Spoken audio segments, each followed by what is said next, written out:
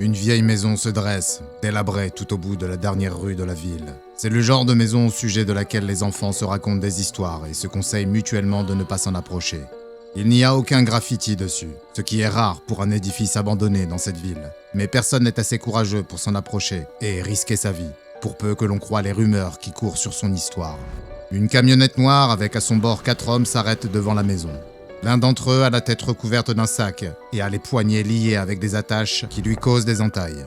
Il sortait d'un bar en ville, quand soudain il se retrouvait nez à nez avec le canon d'un pistolet semi-automatique 9 mm brandi par un homme qui avait une bonne raison d'appuyer sur la gâchette. 2 hommes ont ensuite émergé de l'obscurité derrière lui. Il a ressenti la froideur du métal sur sa peau lorsque les 2 pointes métalliques du taser ont été plantées dans son cou. Son corps s'est alors mis à convulser sous l'effet de la décharge électrique de 50 000 volts. Lorsqu'il a rouvert les yeux, il était plongé dans l'obscurité. Les portes arrière de la camionnette s'ouvrent et le pauvre homme en est tiré par 2 de ses ravisseurs. Le conducteur se joint à eux pour aider à traîner l'homme le long de l'allée, conduisant à la porte d'entrée de la maison abandonnée. Désespéré, il présente ses excuses dans l'espoir qu'elles seront de nature à lui laisser la vie sauve. « Pitié, j'ai juste besoin d'un peu plus de temps. Je peux réunir l'argent. Je vous jure, j'ai trouvé un autre travail, je le jure. Je commence lundi. Juste un peu plus de temps. Je vous en supplie. » Aucune réaction de la part de ceux qui l'emmènent dans la vieille maison. Ils ont l'habitude d'entendre ce genre de supplications. Ils ont appris à faire la sourde oreille et à faire leur travail. Clic, clic, clic. Les 3 hommes allument leur lampe de poche. Cela fait des années qu'il n'y a plus d'électricité dans cette maison inhabitée. Elle est désormais le refuge des rats, des cafards et des araignées. Seules les toiles d'araignée dans tous les recoins et le faible bruit de quelque chose provenant de derrière le papier peint défraîchi sont des signes indiquant qu'il y a de la vie. Personne ne choisirait de venir ici si ce n'était pour faire quelque chose dans l'obscurité la plus totale. Et c'est exactement ce pourquoi ils sont venus ici. Les hommes laissent tomber leur prisonnier en pleurs sur le sol. Ce dernier tente à nouveau de les supplier mais reçoit un violent coup de pied dans le ventre qui lui coupe le souffle. Il souffre et ne peut plus parler. L'un des hommes retire enfin le sac de sa tête. Il saigne du nez. Il a le regard à la fois trouble et effrayé, comme s'il ne comprenait qu'à moitié ce qui lui arrive. Ce qu'il comprend parfaitement, en revanche, c'est qu'il est évident qu'il ne quittera pas cette maison ce soir. Les 3 hommes fixent l'homme lamentablement recroquevillé au sol. Aucun d'entre eux n'a vraiment envie d'être ici, mais c'est le travail pour lequel ils ont été payés. Ils ne se rendent pas compte qu'ils ne sont pas les seuls à observer. Quelque part dans l'obscurité se cache quelqu'un d'autre, qui les observe avec une certaine curiosité, presque amusée. Prenant conscience de l'obscurité totale qui règne dans la maison, l'un des hommes se demande si elle ne serait pas hantée. L'homme au pistolet ricane en reculant le chien de son arme et lui dit qu'il va y avoir un fantôme de plus dans cette maison. Mais au moment où il s'apprête à appuyer sur la gâchette, il entend soudain quelque chose qui le freine dans son élan. Quelque chose venant d'en haut, juste au-dessus d'eux.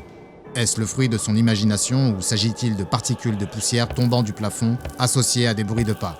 Tous entendent distinctement ce bruit et regardent autour d'eux en braquant leurs lampes de poche dans les coins sombres de la pièce. Celui qui tient le pauvre homme en joue fait signe à l'un des autres d'aller jeter un coup d'œil à l'étage. Ce dernier aurait préféré faire autre chose, mais lorsque l'homme armé, qui est manifestement le chef, se retourne et pointe son arme sur lui, il se résigne enfin à aller voir en haut. Il dégaine son arme et grimpe l'escalier grinçant jusqu'au 2e étage de la maison. Le chef est toujours préoccupé par ce qui pourrait bien se trouver là-haut. Son imbécile de laquais lui a rempli la tête avec toutes ces histoires de fantômes. Mais il est convaincu, au fond de lui, qu'il ne doit s'agir que d'un raton laveur, ou quelque chose comme ça. Une fois que son chauffeur se sera assuré qu'il n'y a pas de témoins, il finira le travail et ils pourront tous sortir de ce sinistre taudis. Il interpelle le conducteur et lui demande s'il voit quelque chose là-haut. « Rien !» répond-il. « Je pense qu'on... » Soudain, il est interrompu par son propre cri. 2 coups de feu retentissent, suivis d'un bruit sourd, quelque chose de lourd qui percute le sol. Les 2 hommes, tous 2 armés, s'accroupissent et adoptent une position défensive. Ils demandent à nouveau ce qui se passe, mais ne reçoivent aucune réponse. Tous les hommes sont en état d'alerte à présent. Même l'homme ligoté a maintenant plus peur de ce qui se trouve à l'étage que des hommes qui l'ont amené ici. Personne n'ose bouger.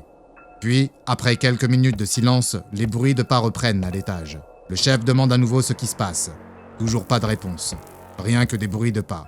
Ils suivent le son à travers le plancher au-dessus d'eux jusqu'à l'escalier, puis entendent les marches grincer à nouveau. Leur regard se porte vers un endroit où ils ne voient rien. Sont-ils en train de devenir fous? Les 2 tueurs à gages échangent un regard paniqué, comme pour dire « Qu'est-ce qu'on fait maintenant ?» Mais aucun n'est en mesure de répondre. Un chuchotement rauque se fait soudainement entendre. Cela ressemble à une voix de femme qui dit « Que faites-vous dans ma maison ?» Le 3e homme, pris de panique, fait feu dans l'obscurité. Le captif et le chef se mettent aussi près que possible du sol pour éviter les balles qui fusent, transperçant les vieux murs en bois et faisant fuir les cafards. Rapidement, ils se retrouvent à court de munitions. Clic, clic, clic. Ils tirent à vide. Que se passe-t-il ici ? Se demande-t-il. Cette maison serait-elle vraiment hantée ? Avant qu'une autre pensée terrifiante ne lui vienne à l'esprit, une lampe surgit de l'obscurité et se brise en morceaux sur son visage. Ensuite, un livre, puis un vieux téléphone bien lourd, et enfin une vieille brique poussiéreuse viennent le percuter en plein visage. Il tombe à genoux. Il saigne du nez et de la profonde entaille qu'il a au front. Pour finir, il s'effondre sur le sol, face contre terre. Ce sera une chance s'il se réveille un jour. Il ne reste plus que le chef et son prisonnier, tous deux troublés, effrayés et vraisemblablement assaillis par un poltergeist. Tout à coup, le chef sent comme un souffle chaud dans son cou et entend un murmure dans son oreille disant « Tu n'aurais pas dû venir ici ». Il se retourne, crie et fait feu dans l'obscurité. Mais il n'y a rien. Un drôle de ricanement se met soudainement à tournoyer autour de lui. Cela vient de partout et de nulle part à la fois. Il entend des bruits de pas. Mais d'où proviennent-ils ? Il s'éloigne et se rapproche en même temps. Un poing invisible heurte violemment sa mâchoire, comme jamais on ne l'avait frappé auparavant. Il chancelle, cherche son agresseur, haletant comme un boxeur en plein combat. Mais il n'y a rien. Rien du tout. Bim ! Il est frappé de l'autre côté de son visage. Un nouveau gloussement se fait entendre dans l'obscurité. Il crache une dent et saigne de la bouche. Ne sachant pas quoi faire d'autre, il tend son bras et tire désespérément. Il aura peut-être de la chance. Ou peut-être pas. Quelque chose s'enroule autour de son bras et exerce sur lui une intense et soudaine pression. Son bras se rompt avant qu'il n'ait le temps de crier. Il pousse un cri de douleur et laisse tomber son arme au sol. Mais ce cri est stoppé net lorsqu'il reçoit un coup de poing au plexus solaire qui lui coupe le souffle et lui fait cracher du sang et révèle la forme d'un visage de femme qui le fixe en souriant. La terreur et la douleur l'envahissent. Son esprit s'emballe, il s'évanouit et s'écroule sur le sol sous l'effet de la panique. Sa veste s'ouvre et des mains invisibles sortent un mouchoir de sa poche intérieure pour essuyer le sang du visage en suspension, ce qui ne laisse qu'un mouchoir ensanglanté en lévitation. L'homme au sol, celui qui a été amené ici contre sa volonté, regarde le mouchoir tomber à terre, étonné et bouche bée. Il ne peut que regarder avec stupéfaction le bras du chef se relever mollement, puis la montre en or se détacher de son poignet et flotter dans l'air, avant de disparaître complètement en produisant un étrange gargouillement. Des bruits de pas se font entendre, la porte d'entrée s'ouvre puis se referme. L'homme terrifié demeure silencieux, allongé sur le sol au milieu de deux corps. Peu après, il trouve enfin le courage de se lever. Il se glisse fébrilement vers la porte d'entrée et l'ouvre. Il n'y a personne dehors et il ne voit pas l'assaillant qui vient d'éliminer les hommes. Après un dernier regard vers la sombre maison, il sort et referme la porte derrière lui. Il est libre. Et même avec la meilleure volonté du monde, il ne découvrira jamais la nature profonde du fantôme invisible qui vient de lui sauver la vie. Cependant, si aucun des hommes ne connaîtra jamais la nature de ce qu'ils ont rencontré cette nuit-là, la Fondation SCP, elle, est en mesure de faire la lumière sur tout cela. Car c'est typiquement le genre de comportement auquel on peut s'attendre de la part du SCP-347, également surnommé la femme invisible. Mais elle a un autre nom, un surnom qu'elle s'est elle-même choisi, Claudia. La Fondation ignore pour l'instant s'il s'agit du vrai nom de l'entité SCP-347, ou plutôt d'une référence à Claude Rains, l'acteur anglais qui a interprété le Dr Jack Griffin dans le film L'Homme Invisible, sorti en 1933. Bien évidemment, les apparences sont trompeuses quand il est question de cette anomalie particulière.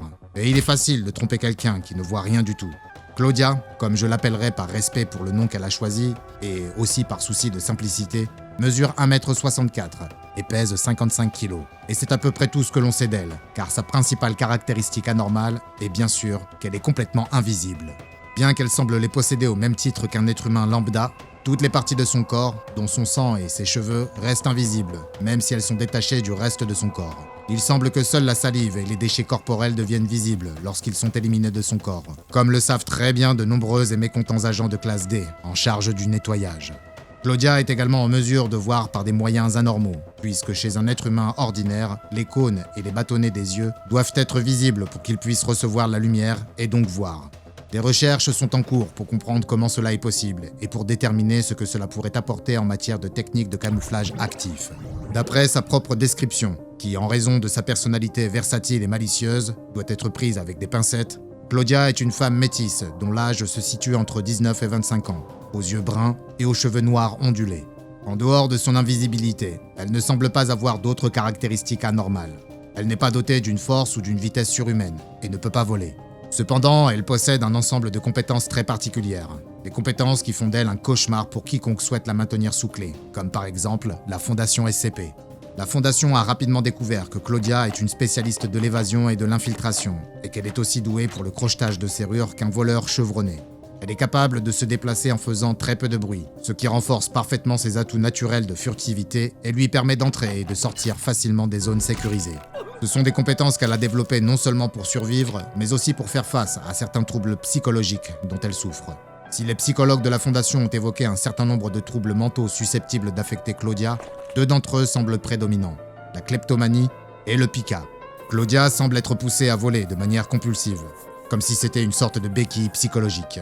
Le fait d'être invisible, naturellement, fait d'elle une voleuse hors pair. Cependant, lorsqu'elle a obtenu l'objet de son désir, cet objet flottant dans l'air est susceptible d'attirer des regards indiscrets. C'est là qu'intervient son second penchant étrange. Le pica est un trouble de l'alimentation qui pousse les personnes qui en souffrent à manger des choses qui ne sont pas de la nourriture, ce qui peut parfois leur causer des lésions. Claudia a pris l'habitude malsaine d'avaler certains petits objets qu'elle vole, ce qui les fait disparaître jusqu'à ce qu'elle les vomisse. Lorsqu'elle a été interrogée à ce sujet, Claudia a déclaré que l'idée lui était venue en regardant Stevie Star se produire dans une émission de télévision tard dans la nuit. Star est un artiste écossais connu pour sa capacité à avaler et à régurgiter des objets.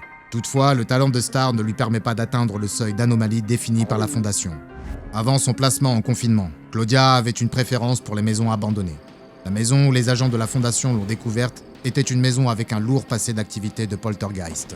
Comme il est d'usage dans les cas où des phénomènes spectraux sont suspectés, la Fondation s'est déplacée avec des caméras infrarouges, ce qui lui a permis de détecter rapidement la silhouette humanoïde de Claudia et de l'intercepter.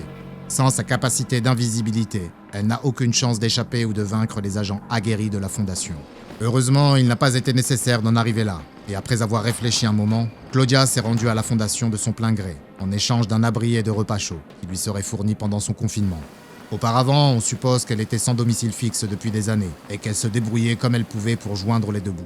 Elle refuse de se confier sur son passé, mais une longue série d'activités fantômes dans la région, et au moins 2 décès ont été attribués à ces activités. Le fait d'avoir été invisible pendant des années a eu un impact mental indéniable sur Claudia, l'isolement entraînant une instabilité et même des accès de violence à l'occasion. Heureusement, elle a bien répondu au traitement des conseillers et des psychiatres de la Fondation, ce qui a permis de réduire considérablement la fréquence de ces accès de violence. Plus elle se remettra de son passé traumatisant, plus elle pourra espérer se débarrasser de ses tendances kleptomanes, ce qui lui permettra de mener une vie normale et équilibrée. Du moins, aussi longtemps que l'on peut espérer vivre tout en étant invisible. Et il y a encore d'autres bonnes nouvelles. Depuis qu'elle est entrée en confinement et qu'elle se rétablit, Claudia est devenue beaucoup plus sociable. Elle aime interagir avec les autres, surtout lorsqu'ils la traitent comme une personne ordinaire. Et quelques-uns de ses comportements ont même été jugés comme étant à la limite du flirt. Elle aime le contact physique avec les gens et fait souvent des blagues à ceux qui ne se doutent de rien et qui sont envoyés dans sa chambre, par exemple en déplaçant ou en prenant des objets pour les dérouter. Elle manifeste également, pour des raisons inconnues, un penchant particulier pour les personnes endormies, qu'elle touche et caresse souvent, sans doute parce que ce fut pour elle le seul moyen d'avoir des contacts avec les humains avant d'être placée sous la surveillance de la Fondation. Si elle considère cela comme étant normal, ceux qui vivent cela de l'autre côté considèrent que c'est troublant, un peu comme s'ils avaient été touchés par un fantôme. Bien entendu, puisqu'il est impossible de détecter une évasion par des moyens conventionnels, les spécialistes du confinement de la Fondation ont dû mettre en œuvre toutes sortes de mesures de confinement, à la fois pour la maîtriser efficacement, mais aussi pour qu'elle se sente suffisamment à l'aise pour ne pas être tentée d'ouvrir une brèche dans son confinement. Elle est détenue dans une pièce de 5 mètres sur 5 sur le site 17 et est surveillée en permanence par une caméra infrarouge. En plus des systèmes de détection infrarouge, Claudia est également visible sous ultraviolet, ce qui renforce les moyens dont dispose la Fondation pour la voir. Sa chambre est équipée d'une salle de bain avec douche et baignoire et comprend un grand lit, plusieurs poufs de grande taille, 2 fauteuils, un bureau et une chaise, une bibliothèque et une télévision avec lecteur DVD. La bibliothèque est remplie de livres de tout genre, essentiellement des romans d'aventure et des histoires d'amour harlequin et des livres d'art. Elle a accès à des DVD de films et d'émissions de télévision qui datent d'avant son arrivée sur le site SCP et peut demander à voir de nouveaux contenus, de temps en temps. Claudia peut porter tous les vêtements qu'elle veut, mais elle préfère souvent rester nue pour tirer parti un maximum de son invisibilité totale. Elle porte occasionnellement des perruques et du maquillage pour se divertir. Sa chambre est toujours fermée à clé lorsqu'elle s'y trouve, et 2 gardes doivent inspecter la porte toutes les heures pour déceler tout éventuel signe d'effraction. La porte n'est ouverte que pour permettre aux membres du personnel d'entrer et de sortir de la chambre de confinement à des fins de recherche et de développement. Claudia aime discuter avec les membres du personnel qui lui apportent à manger. même si ces derniers ne doivent pas créer des liens trop étroits avec Claudia, car elle pourrait les manipuler afin qu'ils l'aident à s'échapper ou à obtenir des privilèges spéciaux. Dans les rares occasions où Claudia est autorisée à sortir de la chambre, elle est obligée de porter des gants et une couche de peinture sur le visage afin que le personnel puisse distinguer ses mains et les expressions de son visage. Si elle entreprend une action violente ou tente de s'échapper, elle doit être appréhendée immédiatement et replacée dans sa chambre. En cas d'évasion, les lunettes à infrarouge seront distribuées à tout le personnel et tout phénomène étrange autour du site 17 devra être signalé.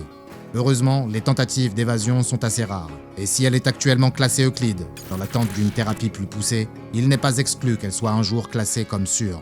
Bien évidemment, la Fondation ne divulgue pas les violations du confinement, et si une telle violation se produisait, vous n'auriez aucun moyen de le savoir.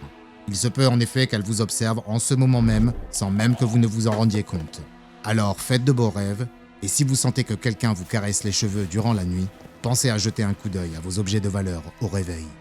À présent, allez consulter une autre rubrique des dossiers du Dr Bob, comme le SCP-181, chanceux, pour découvrir une autre anomalie de type humanoïde dotée de pouvoirs uniques. Et n'oubliez pas de vous abonner et d'activer les notifications, afin de ne pas manquer une seule anomalie, car nous poussons toujours plus loin nos investigations dans les archives classifiées de la Fondation SCP.